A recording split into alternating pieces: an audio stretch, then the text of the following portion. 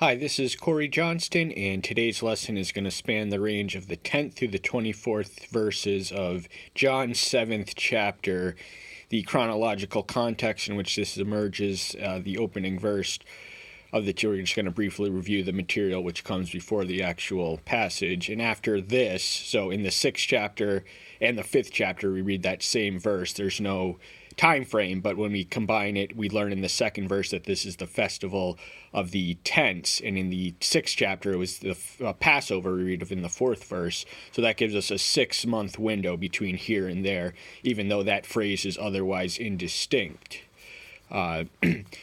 But the Festival of Tents was where one of the 3 festivals in Deuteronomy 16:16 that the Jews were commanded to come from wherever they lived to Jerusalem to gather as one and celebrate. And what they were commemorating with this one was their experience in the wilderness wanderings during the Exodus, during which time they had to live in tents. So even though that now they had settled homes and were a fixed, steady, civilized people, no longer nomads on the move, they forsook their homes and dwelled in tents for a period of a week.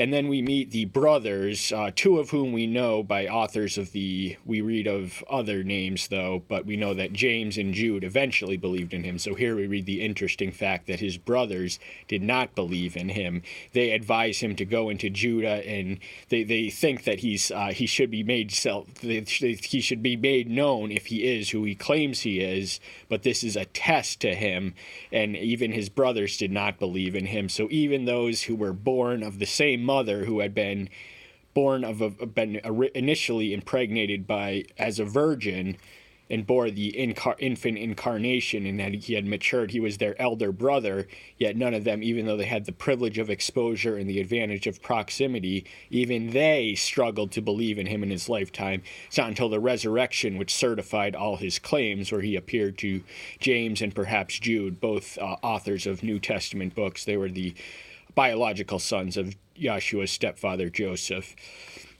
He tells them, "My time has not come, but your time is always ready." What is he saying to them, and what is he saying to us? To them, he's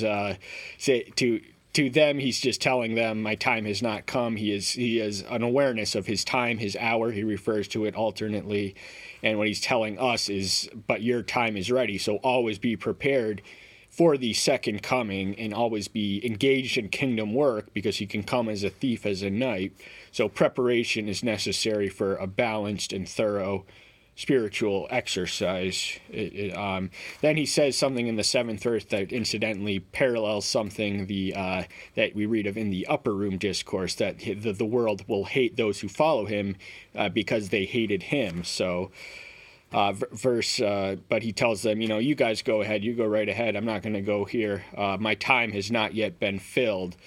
So that completes his answer. But then we learn that he stayed in Galilee after saying this to them. But then we don't want to say that he was lying, but he goes up in secret. So his point was not to confirm these brothers' beliefs, because they had to come to, he wanted to, he knew what he came to do, unlike them. They were confused at this point.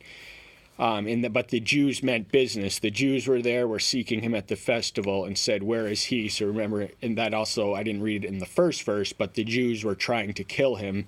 That's why he was walking in Galilee and would not go to Judah, even though it was 6 months apart from the Passover. So as a practicing loyal Jew, he was expected to be there. This takes us to the midway point in Yeshua's ministry. His ministry is 3 years. The first time we find him in Jerusalem is in the temple in the 2nd chapter, almost immediately after the miracle of Cana. And now we find him in the 2nd year, and he's in Galilee, same region as Cana. This is his main region. It is to the north of Samaria, which is to the north of Judah. But the Jews, now that does not mean that when we read that word John, we can't interpret that too universally. It usually means the Jews, the religious authorities, not the Jewish people. But they were the ones who were seeking him because they were seeking to kill him. And so they wanted to know if he was there, where he was, where is he? And there's a dichotomy and a division among the crowd. Some say he's good, some says he is a deceiver. So he was going around changing people's lives, and people could see the transformation in others, yet others could not accept the transformation they saw in others. However, no one spoke openly of him for fear of the Jews. So the Jews meant business, and everyone knew it. They knew they were determined to eliminate the presence of any believers of them in their midst. So publicly declaring and confessing yourself for Yahshua then as now comes with attachments and consequences. And we are guaranteed the world's hatred when we come out of our Christian shells. And so that marks the verses before the passage we're going to cover in greater detail. Verse 14, this marks the lesson itself. And about the middle of the festival, Yahshua went up into the temple, and he was teaching. So remember, it's a 7-day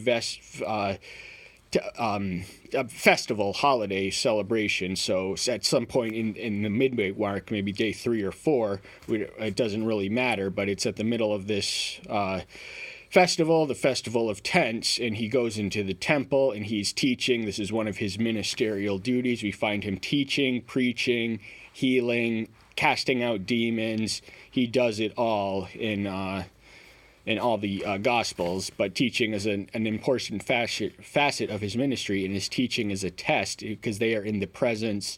We are in the presence as well as the Word of God himself. So whenever we encounter the divine, we also encounter a decision. Do we want to grow into what the divine will is for us, or do we want to go our own way and do our own things and do it apart from him?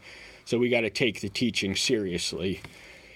And the Jews were marveling, saying, "How does this man know letters, not having learned?" So this is the Jews, this is the audience, this is not the Jews who are trying to kill him. They are just neutral observers, and they are somewhat amazed because this man had never been formally educated up to the age of 30. He had worked as a carpenter. That was his father's trade, and he had lived in quiet, obscure amenity. Then he burst onto the scene after being baptized by John and tempted in the devil in the synoptic accounts, and he starts changing people's lives immediate. The transformation is nearly immediate in John's version, but it does inspire confusion because they're wondering, where did he get this information from? He was called rabbi, but he was not officially a rabbi. He was not a graduate of the he had no formal rabbinical education, but he had profound insight which came beyond man-made tradition and flesh and blood. He was divinity in flesh and blood,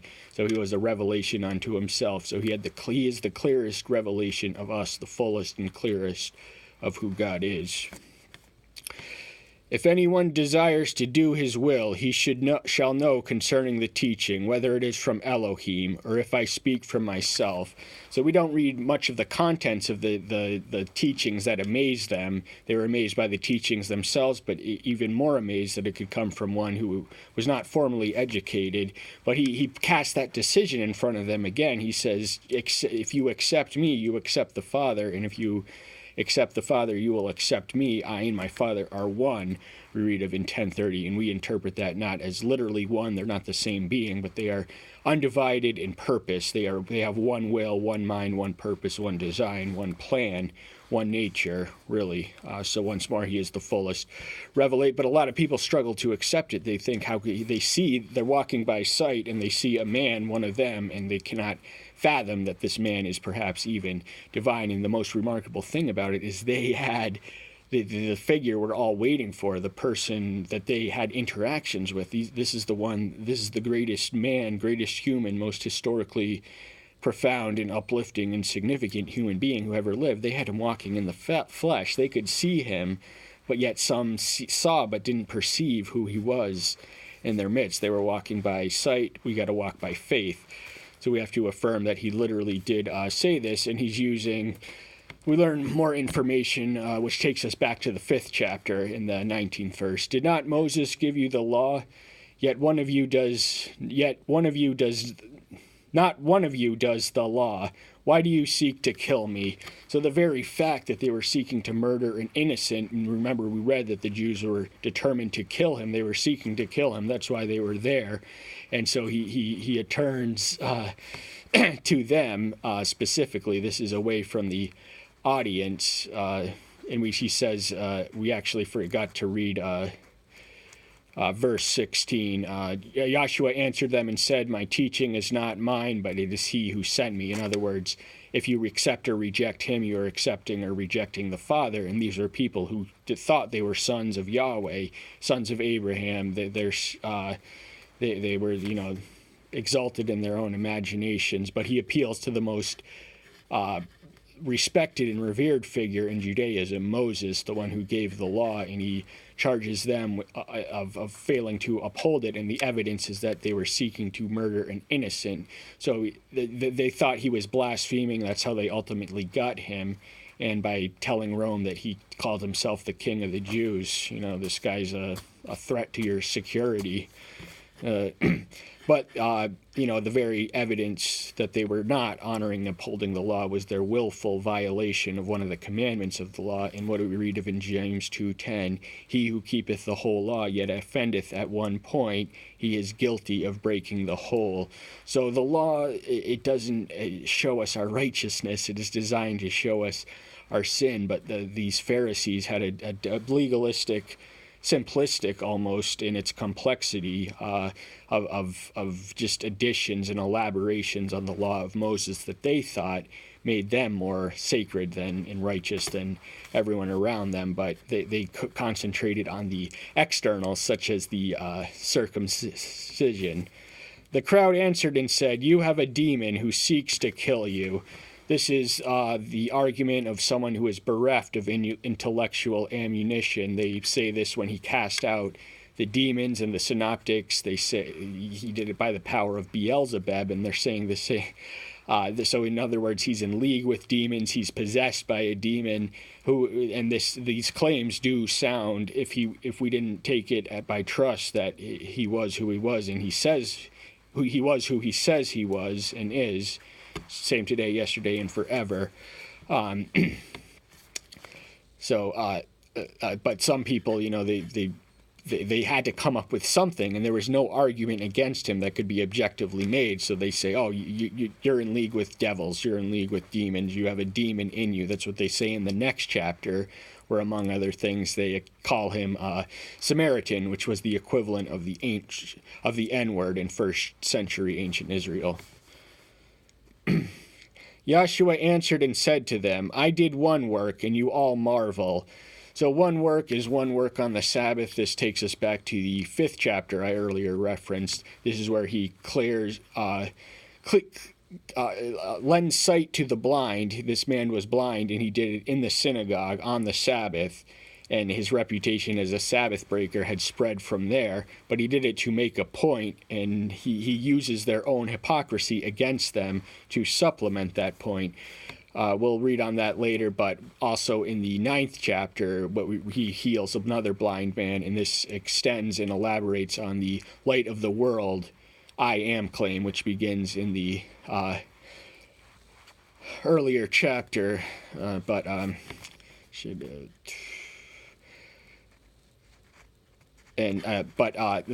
man was his blindness was not sin induced. The one who he had healed, it was the paralytic in the Sabbath on John 5. But his sin was sin induced. It is clarified in chapter 9. We read something different and he also heals him there on the Sabbath.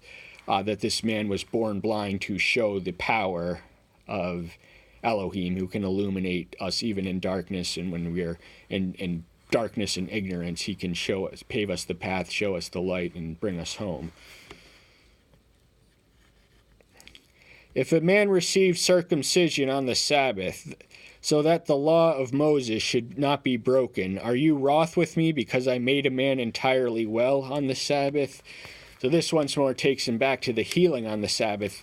Healing was considered a work, and as such it was forbidden. Rather than being amazed and marveling that this man was healing or could even heal, they used it that he did it on the Sabbath, as they were obsessed with the letter of their religion, yet they themselves circumcised on the Sabbath. The law of Moses say, do it on the 8th day. It was a religious work, and it wasn't work did not, strictly speaking, entirely cease on the Sabbath. Neither with Yahweh being an indefatigable being, but when he says he rests, that just means he he didn't really rest. He came and pulled it all. He maintained it since then, but he stopped creating everything that there was to be created, at least in original form. But, clearly there is a higher law. The weightier matters of the law are to be upheld and honored and obeyed even on the Sabbath. So if this man is born blind, or this man was, in the 5th chapter, the one he's referring to here, was currently lame and crippled, and that was perhaps sin-induced. He might not have been born with it. In the 9th chapter, they ask, was this man born a sinner, or did his parents sin? So in other words, they held to the archaic theology that all sickness was sin-induced, and it is in some sense, but our moral agency and the interchange and overlap also afflict that in ways that, we have no one to blame but our own natural agency, the cause-effect consequences. Do not judge according to appearance, but judge with righteous judgment. So he's telling them that their judgment is superficial, that it doesn't see past the surface. Righteous judgment unlayers the onion. It seeks to uncover all the facts. Don't go by appearance. You have to get evidence. So don't judge according to appearance is misleading, and this is where the trait and virtue of discernment comes in. This is how we know the real from the false and the fake, the authentic from the fake. And if we judge with righteous judgment, we will go past the surface to unlock the layers and unpeel the onion to get to the truth in order that we may administer.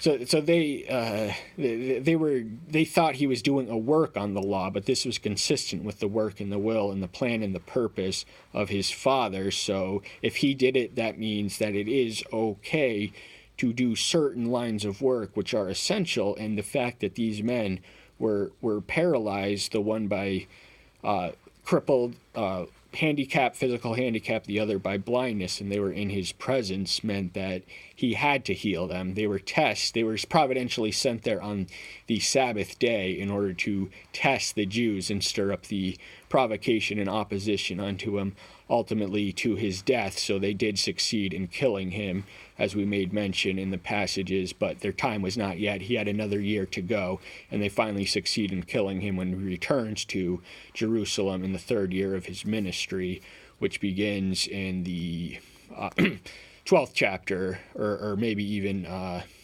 the 11th. I don't really know. That's something we should look up, and we also encourage you to do the same. So don't rely completely on my insights. My ultimate goal is to get you to do this apart from me. You can use my insights, but don't stay there. This is ultimately something you have to read for yourself and figure out for yourself. But I'm here to help you. I'm here to make you grow. I'm here to supplement your own ability to do what I do. But that's all the time we have for today. Thank you so much. I'm so glad to see you. Take care until next time. I'll see you then. Bye-bye.